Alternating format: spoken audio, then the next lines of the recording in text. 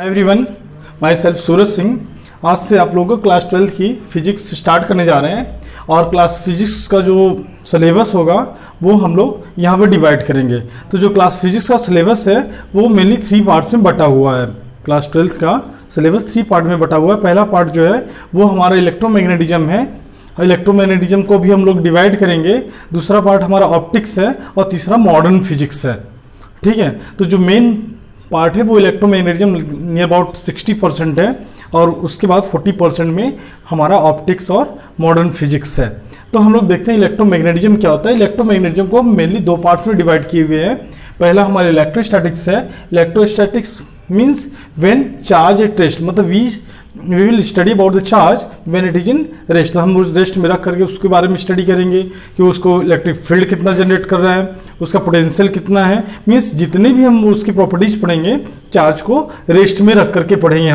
यहाँ तक कि हम लोग कैपेसिटर में चार्ज को स्टोर करेंगे, बैटरी में चार्ज को स्टोर करेंगे। जहाँ पे भी स्टोर करके रेस्ट में रख करके चार्ज को स्टडी करना होगा वो हमारा पहला चैप्टर के इलेक्ट्रोस्टैटिक्स में मिलेगा।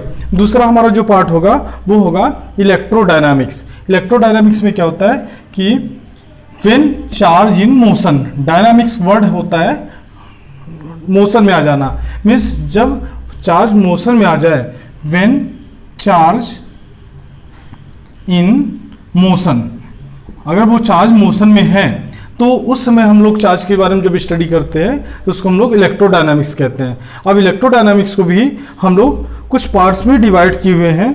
हमारा जो इलेक्ट्रोडायनामिक्स है वो 2 पार्ट में डिवाइड हुआ है। पहला हमारा पार्ट है मैग्नेटिज्म। मैग्नेटिज्म फिलहाल तो ध्यान रखना कि यहाँ पे जब इलेक्ट्रोडायनामिक्स पढ़ते हैं तो सबसे पहले हम लोग करंट इलेक्ट्रिसिटी पढ़ते हैं, जो कि क्लास 10 में हम लोग पढ़ चुके हैं कि अगर भी चार्जेस मूव करते हैं तो वो करंट प्रोड्यूस करता है और जब वो करंट प्रोड्यूस करेगा तभी ये मैग्नेटिज्म प्रोड्यूस होगा। मतलब अगर चार्ज मोशन में है, चार्ज अगर मोशन में है तो वो क्या प्रोड्यूस करेंगे, मैग्नेटिज्म, मैग्नेटिक फील्ड प्रोड्यूस करेंगे। तो हम लोग उसका सेकंड पार्ट पढ़ेंगे कि इलेक्ट्रोडायनामिक्स में हमारा जो पहला पार्ट हम लोग बना लिए, लेकिन वास्तव में होता क्या है, मैग्नेटिज्म नहीं, पहले करंट इलेक्ट्रिसिटी होता है उसके बाद मैग्नेटिज्म होता है। तो मैग्नेटिज्म मतलब पहले वो चार्ज मूव करेंगे तो करंट फ्लो करेगा और जब करंट फ्लो करेगा तो मैग्नेटिक फील्ड प्रोड्यूस होगा, उसके चारों तरफ मैग्नेटिक फील्ड होगा। हम क्लास 10 में पढ़े हैं। और दूसरा हमारा होता है electromagnetic wave, EM wave, electromagnetic wave. तो इस तरह से हम लोग देखें कि हमारा जो सिलेबस है वो हम मेनली 3 पार्ट्स में डिवाइड कर लिए। इलेक्ट्रोमैग्नेटिक को हमने 2 पार्ट्स में डिवाइड किया, इलेक्ट्रोस्टैटिक्स और इलेक्ट्रोडायनामिक्स। इलेक्ट्रोडायनामिक्स को भी हमने फिर से 2 पार्ट में डिवाइड किया, मैग्नेटिज्म, इलेक्ट्रोमैग्नेटिक वेव। तो हमारा सिलेबस अभी हम इन सबको पढ़ेंगे। तो हमारा जो आज का सिलेबस है वो है इलेक्ट्रोस्टैटिक्स। मतलब हम चार्ज को रेस्ट में रख करके आज हम पढ़ने वाले हैं, कोई डाउट नहीं है, खूब आराम से हम लोग पढ़ेंगे। तो चलिए देखते हैं कि हम जो इलेक्ट्रोस्टैटिक्स पढ़ने जा रहे हैं उसमें हम लोग चार्ज के बारे में रेस्ट में रख करके क्या क्या पढ़ते हैं। तो सबसे पहले जानते हैं चार्ज क्या होता है, चार्ज की स्टार्टिंग कहाँ से हुई, भाई इलेक्ट्रिसिटी वर्ड स्टार्ट कहाँ से हुआ। ये सब हमारे मन में आ रहा है कि भाई इलेक्ट्रिसिटी वर्ड स्टार्ट हम अब क्लास 12 में नहीं पढ़ेंगे तो कब पढ़ेंगे। 10th में हमने स्किप किया कि वो बाद का सिलेबस है या पहले का सिलेबस है। तो हम लोग समझते हैं कि इलेक्ट्रिसिटी वर्ड कहाँ से स्टार्ट हुआ। तो इलेक्ट्रिसिटी जो वर्ड है वो ग्रीक वर्ड से लिया हुआ है। मोस्ट ऑफ जो वर्ड है ग्रीक वर्ड से ही लिया गया है और इसका मीन्स होता है, ये जो इलेक्ट्रिसिटी है comes, electricity comes from word electron, ELEKTRON। ध्यान रखिएगा हमने कोई स्पेलिंग मिस्टेक नहीं किया हुआ है। ELEKTRON, ये इलेक्ट्रिसिटी का जो मेन स्टार्टिंग था ग्रीक वर्ड से, वो किस वर्ड से स्टार्ट था, इलेक्ट्रॉन। इलेक्ट्रॉन में यहाँ पे CTRON ना होकर के ELEKTRON था। और इसका मतलब क्या था, वहाँ पे इमेजिनेशन किया गया था कि एक स्मॉल पत्थर, इमेजिनेशन नहीं कह सकते, वहाँ पे स्मॉल स्टोन था जिसका नाम था, इस इलेक्ट्रॉन का मतलब था, इलेक्ट्रॉन मीन्स अंबर। वहाँ पे उस स्मॉल स्टोन का नेम था अंबर और उसको हम ग्रीक वर्ड में क्या कहते थे, इलेक्ट्रॉन कहते थे। अब एक होता क्या था कि 2 अंबर को अगर हम पास में ले आकर के उनको आपस में रब किए, हम इमेजिन कर लेते हैं, मान लेते हैं कि हमारे जो ढक्कन है ये हमारा अंबर है और ये दूसरा अंबर है, इसको हमने रब किया और जब इसको रब किया और फिर इसको दोनों एक पास में ले आया, देख रहे एक दूसरे को रिपेल कर रहे हैं, एक दूसरे को दूर कर रहे हैं। तो फिर हमने क्या किया कि इस अंबर को हमने रब किया और रब करने के बाद दूसरे किसी ऑब्जेक्ट के पास, हेयर के पास, कॉन्ग के पास, पेपर के पास ले गए, तो देखा कि नहीं ये तो अट्रैक्ट कर रहा है, या फिर उसको भी दूसरी बॉडी को भी वो चार्ज कर दे रहा है, उसमें भी अट्रैक्शन या रिपल्सन का प्रॉपर्टी आ जा रहा है। तो दिमाग में कहीं ना कहीं आ गया कि ये कोई ना कोई ऐसी प्रॉपर्टी होती है किसी मास की जो कि रब करने से क्रिएट हो जा रही है, मीन्स उसके अंदर ऑलरेडी पहले से प्रेजेंट होती है।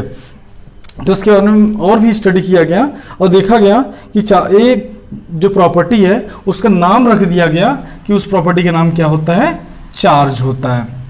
मतलब उस प्रॉपर्टी के नाम जिसके कारण से वो अट्रैक्शन या रिपल्सन आ रहा है, उस प्रॉपर्टी का नाम क्या रख दिया गया, चार्ज रख दिया गया।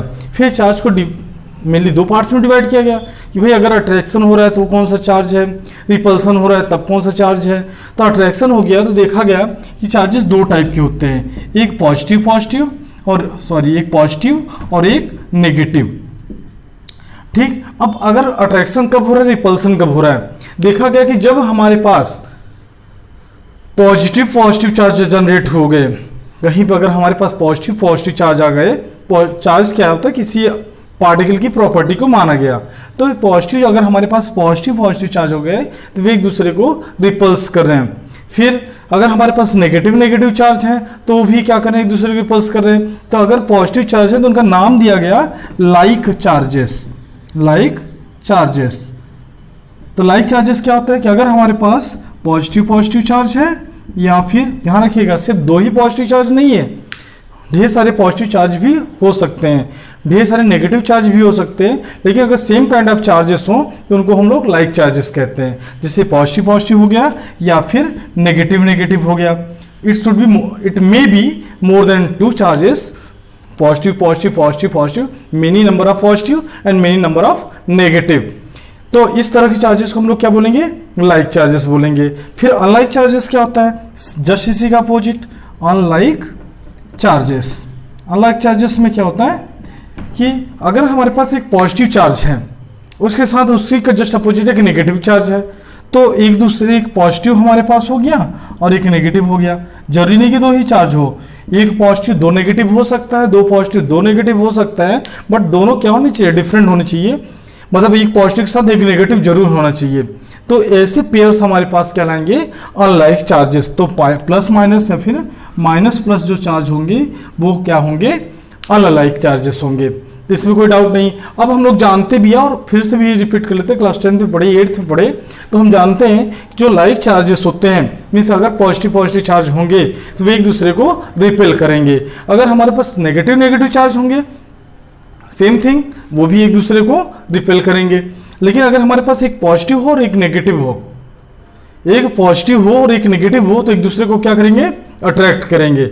अगर हमारे पास एक नेगेटिव और एक पॉजिटिव हो, मीन्स अगर हमारे पास अनलाइक चार्जेस हो तो वे एक दूसरे को अट्रैक्ट करते हैं, और अगर हमारे पास लाइक चार्जेस हो तो वो एक दूसरे को रिपेल करते हैं। अगर किसी कंटेनर में हमने सिर्फ पॉजिटिव चार्ज रखा हुआ है तो वो चार्ज क्या करेगा, एक दूसरे को रिपेल करेगा, और जैसे ही उसको मौका मिलेगा, जैसे भी उसको कोई कंडक्टर मिलेगा, वो उस कंडक्टर के से होते हुए क्या करेगा, मूव करके अपने प्लेस से दूसरे प्लेस पे चला जाएगा। ध्यान रखिएगा, चार्ज को स्टोर करने के लिए हम लोग किसी इंसुलेटर में कंजर्व करते हैं, कंडक्टर में नहीं करते, क्योंकि कंडक्टर क्या करेगा, चार्ज को एक प्लेस से दूसरे प्लेस पे ट्रांसफर कर देगा।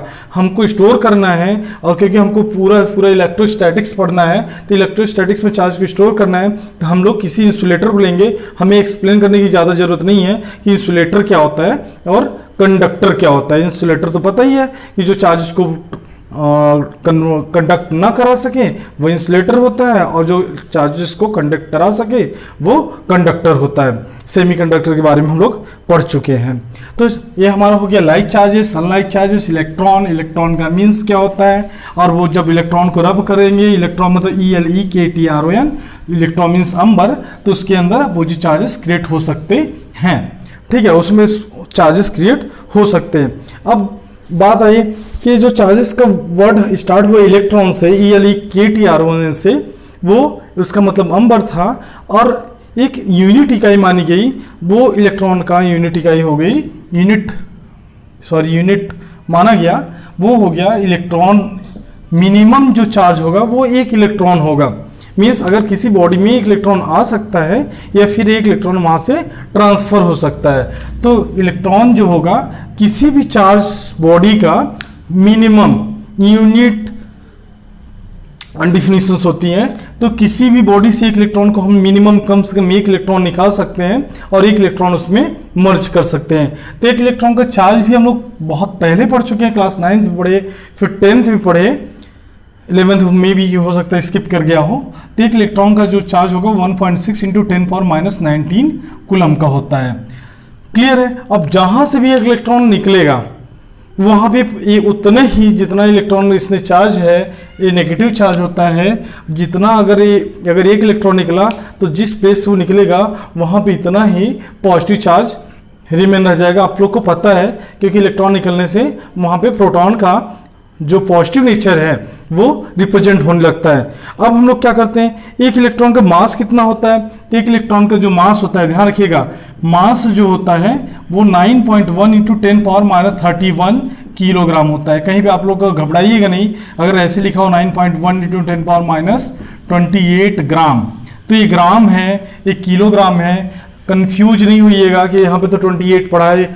कंफ्यूज इसलिए हो जाते हैं क्योंकि कभी हम लोग ग्राम पढ़ते हैं और क्वेश्चन में आ गया किलोग्राम, अरे ये तो गलत है। तो दिमाग में ये नहीं आता कि हम ग्राम में पढ़े थे कि किलोग्राम में, इसलिए हमने यहाँ पे क्लियरली बता दिया कि अगर वो ग्राम में गिवन है तो 10⁻28 ग्राम है, अगर वो किलोग्राम में गिवन है तो 10⁻31 किलोग्राम होगा।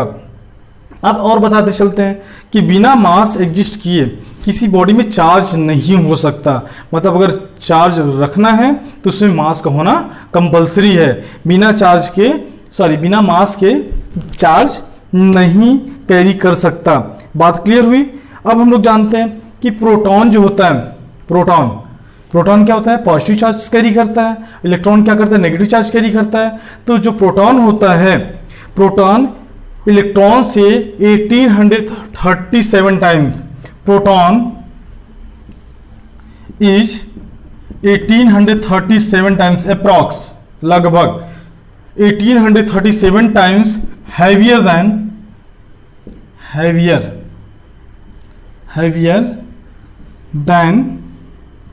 इलेक्ट्रॉन। मतलब जो प्रोटॉन होता है मास में, ध्यान रखिएगा, सिर्फ मास में वो हैवी होता है, लेकिन दोनों का जो चार्ज होता है वो सेम होता है। मतलब अगर इलेक्ट्रॉन की चार्ज देखेंगे तो 1.6 × 10⁻19 गुलाम, और प्रोटॉन का चार्ज देखेंगे तो सेम अमाउंट ऑफ चार्ज होगा, बस 1.6 × 10⁻19 गुलाम होगा। बस यहाँ नेगेटिव है तो प्रोटॉन में क्या होगा? पॉजिटिव होगा। नो डाउट, आई थिंक ये क्लियर हो गया। अब हम लोग आगे चलते हैं। अब पढ़ते हैं हमारा जो नेक्स्ट टॉपिक होगा, कुछ हमारा टर्मिनोलॉजी होगा।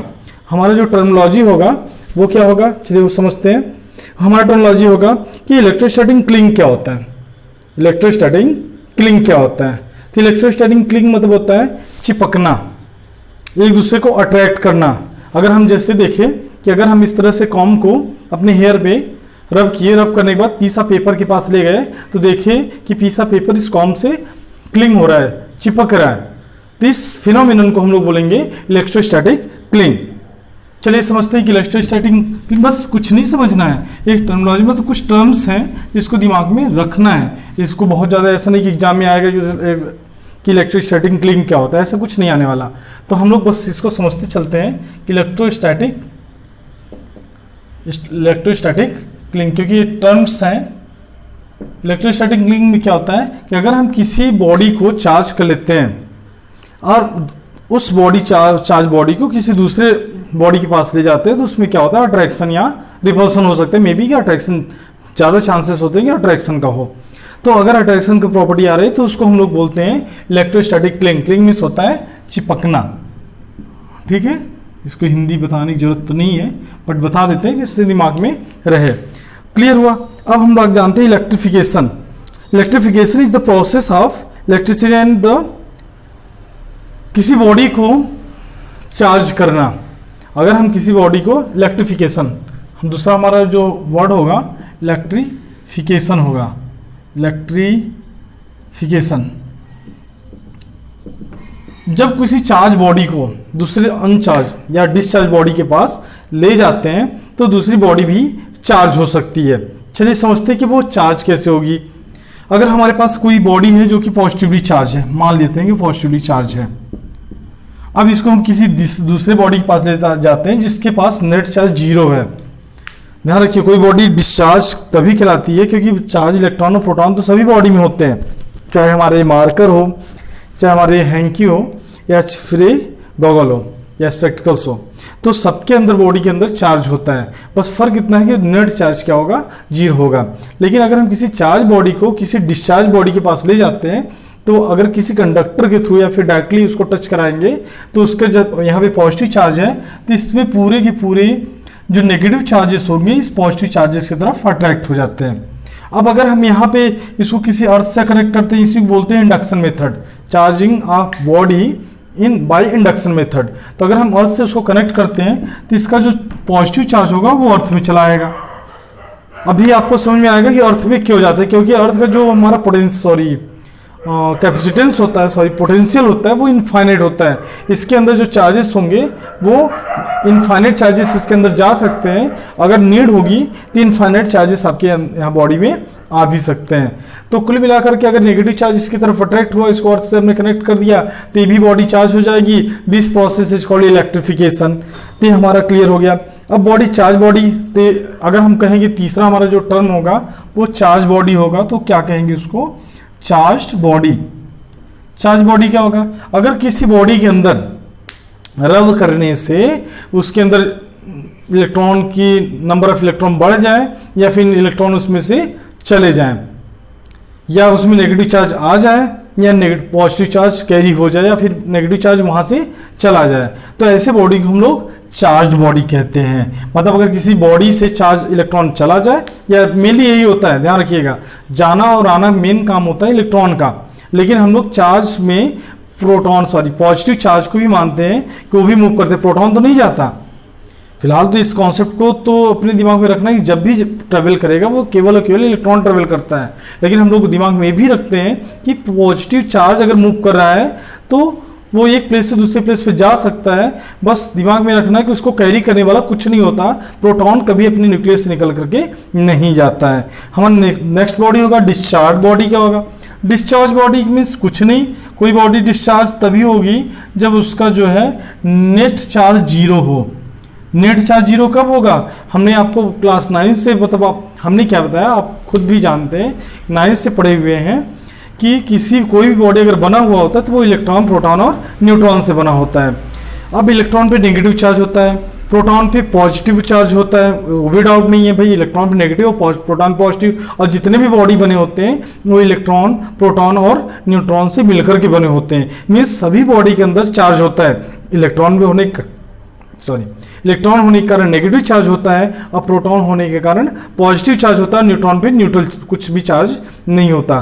तो जितने भी बॉडी होते हैं इसमें इलेक्ट्रॉन और प्रोटॉन दोनों होने के कारण उसमें नेगेटिव चार्ज भी कैरी कर रहा है और पॉजिटिव चार्ज भी कैरी कर रहा है। मतलब कोई बॉडी ऐसा नहीं होता कि चार्ज ना हो, बॉडी में चार्ज होता है, लेकिन वो चार्ज तब कहलाएगा जब या तो उसमें इलेक्ट्रॉन की कमी हो जाए या एडिशनल इलेक्ट्रॉन आ जाए। मतलब अगर मेरे पास 4 इलेक्ट्रॉन 4 प्रोटॉन है तो मेरा नेट चार्ज क्या होगा, 0 होगा, क्योंकि दोनों चार्जेस क्या करेंगे, सेम रहेंगे। Number of electron, number of proton same होने के कारण जो हमारा नेट चार्ज होगा वो 0 होगा। तो बॉडी हमारी चार्ज उस समय नहीं होगी, उस समय बॉडी क्या होगी, डिस्चार्ज होगी। लेकिन वो चार्ज उस कंडीशन में होगा जब हमारे पास कुछ एडिशनल इलेक्ट्रॉन आ जाए, या मेरे पास 4 इलेक्ट्रॉन है उसमें से 1 इलेक्ट्रॉन चला जाए। जैसे हमारे पास एग्जाम्पल में समझ लेते हैं कि हमारे पास 4 इलेक्ट्रॉन है और 4 प्रोटॉन है, तो नेट चार्ज क्या है, नेट चार्ज 0 है। क्लियर हुआ, यहाँ पे नेट चार्ज हमारा क्या हो गया, 0 हो गया। 4 इलेक्ट्रॉन प्रोटॉन, अगर हमारे यहाँ से 1 इलेक्ट्रॉन यहाँ से चला जाए, 2 इलेक्ट्रॉन भी जा सकता है, 3 इलेक्ट्रॉन और 4 इलेक्ट्रॉन भी जा सकते हैं, मैक्सिमम 4 इलेक्ट्रॉन है, जा सकता है, हमें नहीं करेंगे, नहीं कंपल्सरी जाएगा ही। अगर यहाँ से 1 इलेक्ट्रॉन भी अगर चला गया और हमारे पास बचा कितना, 3 इलेक्ट्रॉन, 4 प्रोटॉन, तो कंफर्म है कि यहाँ पे एक पॉजिटिव चार्ज आ जाएगा और जहां पर भी वो जाएगा, अगर वो पहले से डिस्चार्ज बॉडी है मीन्स नेट चार्ज 0 है, तो जहां पर जाएगा वहां पे एक का नेगेटिव एक्स्ट्रा चार्ज आ जाएगा, वो इलेक्ट्रॉन के कारण, इलेक्ट्रॉन के मूवमेंट के कारण हो जाएगा। ते बात भी यहां से क्लियर हो गई कि अगर जहां पर इलेक्ट्रॉन जाते हैं वो हमारा वह उस पॉइंट पे नेगेटिव चार्ज हो जाता है और जहां से निकल करके जाते हैं वहां पे पॉजिटिव चार्ज आ जाता है। अब एक बात आती है फ्री इलेक्ट्रॉन्स क्या होते हैं, क्योंकि हम लोग इलेक्ट्रोस्टैटिक्स पढ़ रहे हैं तो इलेक्ट्रोस्टैटिक्स में पढ़ेंगे भाई अगर कंडक्टर है, कंडक्टर क्यों मूव पर आ रहा है, तो हम एक वर्ड लाएंगे फ्री इलेक्ट्रॉन्स होता है। और ये फ्री इलेक्ट्रॉन्स होता है क्या, उसको भी जान लेते हैं।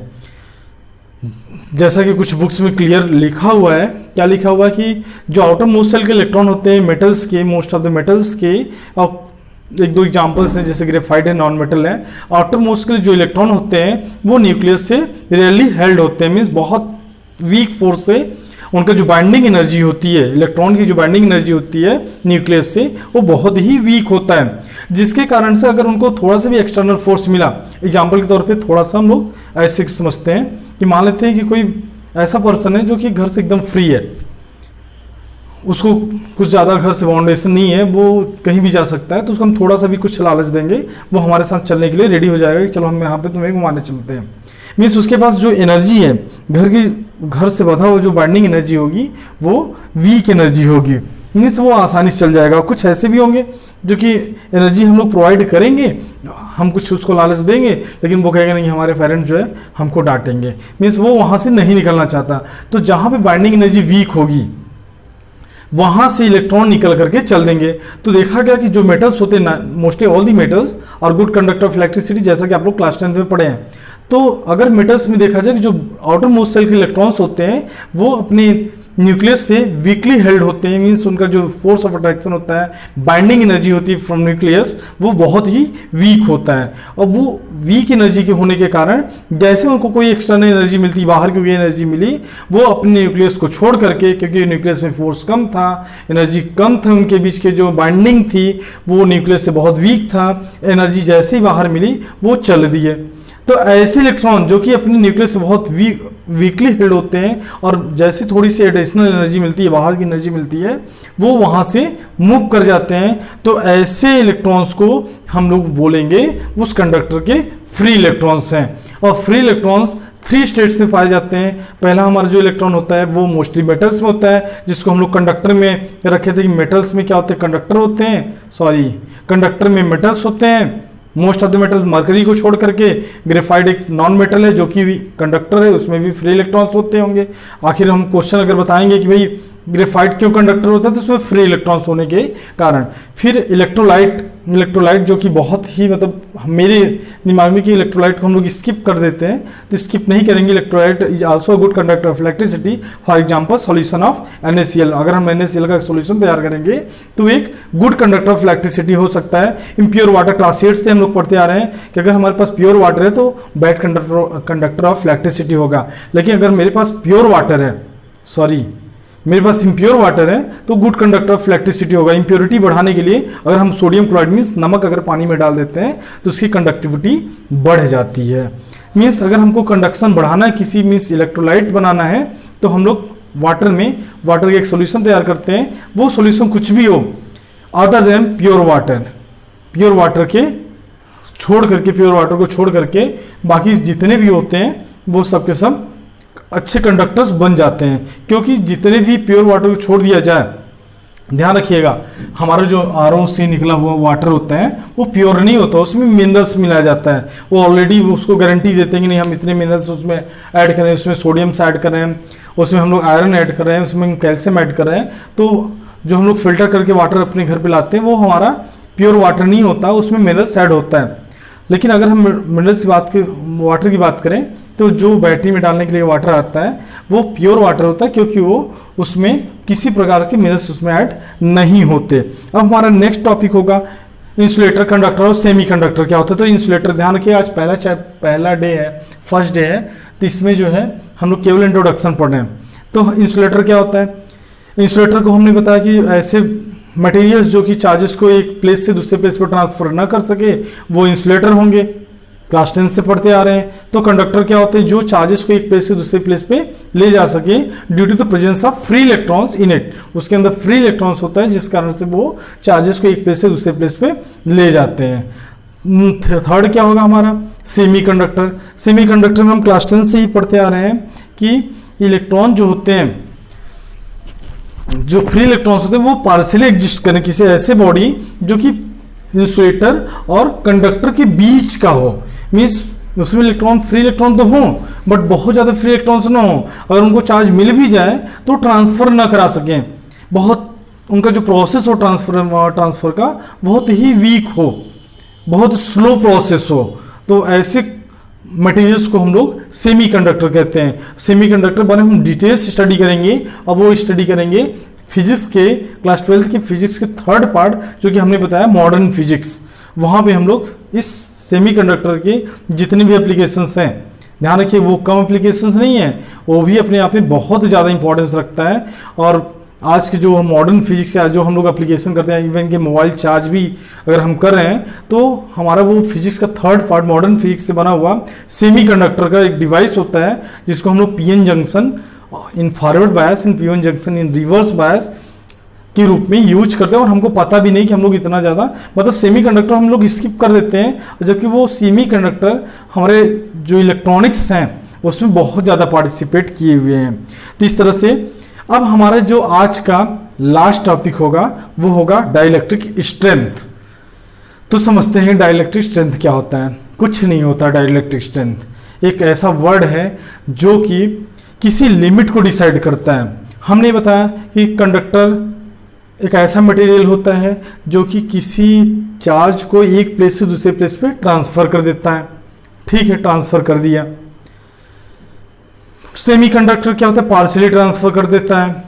लेकिन इंसुलेटर क्या था, वो ट्रांसफर ही नहीं करता, हमने ऐसा बताया। लेकिन वो कहीं ना कहीं किसी लिमिट पे जाकर के फेल हो जाता है। मींस एक ऐसी लिमिट होती है कि अगर हमारे पास पोटेंशियल डिफरेंस बढ़ता जाए और हम दो चार्ज बॉडी को एक साथ में रख दें और किसी एक ऐसे मटेरियल से जोड़ दें जो कि उसमें चार्ज कंडक्ट न कर रहा हो, और हम क्या करें, दोनों बॉडी की पोटेंशियल डिफरेंस को बढ़ाते जाएं। मीन्स यहाँ पे अगर पॉजिटिव चार्ज है तो इस पॉजिटिव चार्ज को बढ़ाते जाएं और यहाँ पर नेगेटिव चार्ज को बढ़ाते जाएं। और हमने यहाँ पे क्या कहा कि किसी इंसुलेटर से जोड़ देते हैं, किसी फाइबर से जोड़ देते हैं, किसी प्लास्टिक से जोड़ देते हैं। तो जब पोटेंशियल बढ़ता जाएगा एक ऐसी लिमिट आएगी जहाँ पर कि अगर हम पोटेंशियल डिफरेंस बहुत ज़्यादा कर देंगे तो यहाँ पे लगा हुआ एक प्लास्टिक भी चार्जेस को फ्लो करा देगा।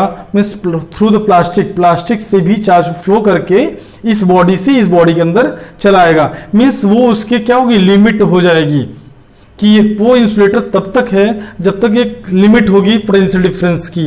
अगर पोटेंशियल डिफरेंस बहुत ज़्यादा हो गया तो अपने लिमिट को क्रॉस कर देगा और वो इंसुलेटर भी एक कंडक्टर की तरह बिहेव करना शुरू कर देगा।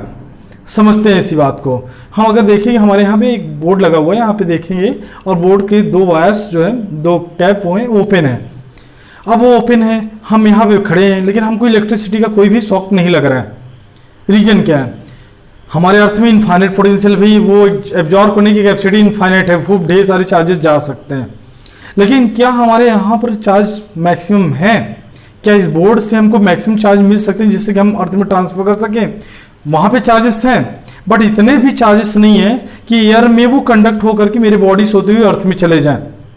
जब ये चार्जेस बढ़ते चले जाएं तो एक ऐसी कंडीशन आएगी कि हम यहाँ पे खड़े होंगे और वो चार्जेस निकल करके मेरे बॉडी के थ्रू, कुछ मेरे बॉडी के थ्रू, कुछ इस डोर के थ्रू जो कि मेटल्स के बने हुए हैं, उसके कुछ विंडोज के थ्रू वो अर्थ में चले जाएंगे। नो डाउट वो चले जाएंगे। वो किस में होते हुए? पहले एयर में आएंगे। तो एयर क्या होगा, एक कंडक्टिंग मटेरियल की तरह बिहेव करेगा। क्लियर हुआ? वो कब होता है, चलिए एग्जांपल समझते हैं। जब थंडरिंग होती है, थंडर स्टॉर्म होता है, बादल गरजता है, तो होता क्या है, उसमें इलेक्ट्रिसिटी प्रोड्यूस होता है। इलेक्ट्रिसिटी प्रोड्यूस हुआ, वहां से जब स्काई से बादल जो है एक दूसरे से टकराते हैं, तो वहां पे क्या होता है, एक इलेक्ट्रिसिटी प्रोड्यूस होता है। इलेक्ट्रिसिटी प्रोड्यूस होता है तो वहां पे कोई कंडक्टर नहीं होता जो कि उसको कंडक्ट करा के अर्थ तक ले आए, क्योंकि अर्थ में हमने बताया कि इसको एब्जॉर्ब, चार्ज को एब्जॉर्ब करने की जो कैपेसिटी है वो हमारे सोच से बहुत ज़्यादा है। मीन्स हम अगर सोच से ज़्यादा हो रहा है तो हम उसको बोलते हैं इनफाइनाइट।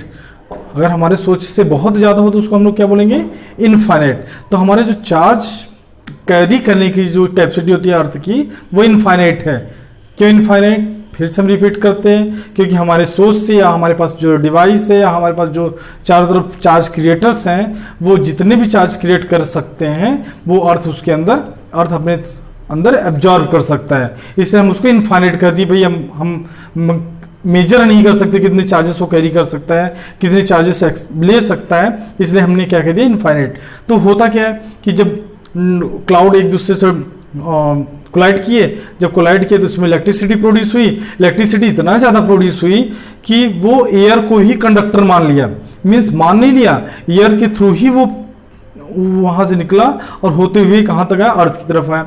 और जब अर्थ की तरफ आया तो अर्थ के अंदर जाना है, तो पहले तो कंडक्टर ढूंढता है। हमने आपको क्लास 8 से ही बताते हुए आए हुए हैं, आप जहाँ से भी पढ़े होंगे, क्लास 8 से भी पढ़ते हुए आए हुए हैं कि जब वहाँ से क्लाउड से इलेक्ट्रिसिटी प्रोड्यूस होती है तो अर्थ के क्लोज आने पर वो किसी न किसी कंडक्टर को सर्च करता है, कोई कंडक्टर मिल जाए। अगर उसको कोई टावर मिल गया तो उसके थ्रू अर्थ में चला जाएगा। अगर उसको कोई लोहे का खंभा, आयरन का खंभा मिल जाता है तो उसके थ्रू वो अंदर चला जाता है। अगर कोई उसको पेड़ मिल जाए, क्योंकि कंडक्टर चाहिए उसको, ध्यान रखिए, वहां से तो एयर के थ्रू ही आ गया। अगर कुछ भी नहीं मिला तो एयर के थ्रू ही अर्थ के अंदर चला जाएगा।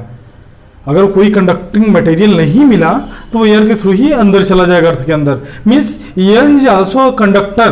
कब? जब पोटेंशियल डिफरेंस, जब चार्ज वहां पे इतना ज्यादा हो जाए कि वो किसी बिना कंडक्टर के भी चल सके, मीन्स एक इंसुलेटिंग मटेरियल में भी ट्रेवल कर सकते हैं। वैसे तो हम लोग जानते हैं कि पेड़ क्या होता है, इंसुलेटर होता है, बट अगर वो थंडरिंग होती है तो उसमें कंडक्टिंग मटेरियल कंडक्टर की तरह बिहेव करता है और चार्जेस वहां से फ्लो करके अर्थ तक चले जाते हैं। मीन्स एक अच्छा कंडक्टर की तरह बिहेव करता है। वो कब करता है? जब उसकी डाइलेक्ट्रिक स्ट्रेंथ, अब आते हैं अपने वर्ड पे, डाइलेक्ट्रिक स्ट्रेंथ पे। तो डाइलेक्ट्रिक स्ट्रेंथ क्या होता है कि एक ऐसी लिमिट जिस पर कोई इंसुलेटर अपनी लिमिट को क्रॉस करके एक कंडक्टिंग मटेरियल की तरह बिहेव करना शुरू कर दे, तो उस लिमिट को हम लोग बोलते हैं डाइलेक्ट्रिक स्ट्रेंथ। और हमारा जो एयर की डाइलेक्ट्रिक स्ट्रेंथ होती है वो होती है 3 × 10 break down of dielectric air 3 × 10⁶ newton पर कूलम। एयर का जो डाइलेक्ट्रिक स्ट्रेंथ होता है, मतलब break down of dielectric strength कह सकते हैं कि 3 × 10⁶ न्यूटन पर कूलम, 3 × 10⁶ न्यूटन पर कूलम, न्यूटन पर कूलम तक इसकी कैपेसिटी होती है कि वो इंसुलेटर की तरह बिहेव करेगा एयर। ध्यान रखिए, सिर्फ एयर की बात करें हम, एयर 3 × 10⁶ न्यूटन पर कूलम पोटेंशियल तक वो एक इंसुलेटर की तरह बिहेव करता है। लेकिन इसके बाद जैसे ही क्रॉस करता है, ध्यान रखिए, न्यूटन पर कूलम जो होता है वो इलेक्ट्रिक फील्ड की यूनिट होती है। इलेक्ट्रिक फील्ड अभी हम लोग पढ़ेंगे, इलेक्ट्रिक फील्ड की यूनिट होती है। तो अगर इलेक्ट्रिक फील्ड का बहुत ज़्यादा बढ़ जाए, या पोटेंशियल भी हम कह सकते हैं, पोटेंशियल डिफरेंस बहुत ज़्यादा हो जाए, तो वो एक कंडक्टिंग मटेरियल की तरह बिहेव करता है। और एयर हमारा 3 × 10⁶ न्यूटन पर कूलम की एक लिमिट होती है। अगर इतने से कम उसको फील्ड मिलेगा तो एक इंसुलेटर रहेगा, लेकिन इतना या इससे ज़्यादा अगर फील्ड मिल गया तो एयर के थ्रू होते हुए, मीन्स एयर भी एक कंडक्टर की तरह बिहेव करेगा। अगर हम एयर में हैं और अगर दो सरफेस के बीच इतने कूलम, न्यूटन पर कूलम का फील्ड अगर जनरेट हो जाता है तो हमारे बॉडी से होते हुए करंट पास करेगा थ्रू एयर, मतलब एयर से भी करंट पास कर सकता है। तो आज के लिए बस इतना ही, बाकी हम लोग पढ़ेंगे नेक्स्ट वीडियो में। और नेक्स्ट वीडियो हमारा होगा पहला टॉपिक गोल्ड लीफ इलेक्ट्रोस्कोप। तो गोल्ड लीफ इलेक्ट्रोस्कोप के बारे में बताते चलते हैं, थोड़ा सा पॉइंट्स बताते चलते हैं कि गोल्ड लीफ इलेक्ट्रोस्कोप जो होता है एक ऐसी डिवाइस होती है जिसको हम लोग यूज करते हैं कि किसी बॉडी पे चार्ज है कि नहीं है। मतलब वो एक ऐसी डिवाइस होती है जो कि डिटेक्ट करने के लिए यूज किया जाता है कि वहाँ पे चार्ज प्रेजेंट है कि नहीं प्रेजेंस है। अगर वो प्रेजेंट है तो पॉजिटिवली चार्ज है कि नेगेटिवली चार्ज है, ये भी हम लोग वहाँ पे बता सकते हैं। तो इसके नाम से पता चला है gold leaf electroscope. Gold means सोने का बना होगा, बात क्लियर है। लीफ मीन्स पत्ते, मतलब उसकी जो थिकनेस होगी वो पत्ते की बराबर होगी, बात क्लियर हुई। गोल्ड लीफ इलेक्ट्रोस्कोप एक ऐसे डिवाइस जिसको हम लोग किसी सरफेस पे चार्ज को डिटेक्ट करने के लिए यूज करते हैं। आज के लिए बस इतना ही, कल हम इसके बारे में डिटेल पढ़ेंगे। आई होप कि आप लोग को वीडियो पसंद आ रहा होगा और इसको सब्सक्राइब करें जिससे कि हमारे चैनल को प्रमोशन मिल सके और हम आगे इस तरह से कंटिन्यू वीडियोज प्रोवाइड कर सकें। Thank you.